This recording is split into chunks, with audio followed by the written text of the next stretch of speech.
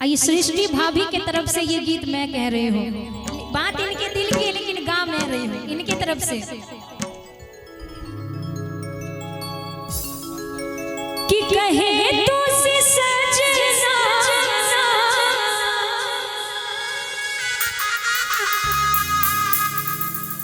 हो, कि कहे तो से सजना ये तो हरी सजनिया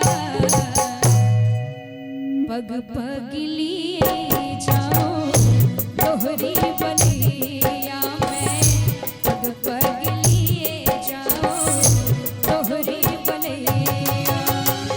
मगन अपने धुन में, मगन अपने धुन में रहे वो रसैया, पग पग लिए जाओ तोहरी बलिया में, पग पग लिए जाओ तोहरी बलिया।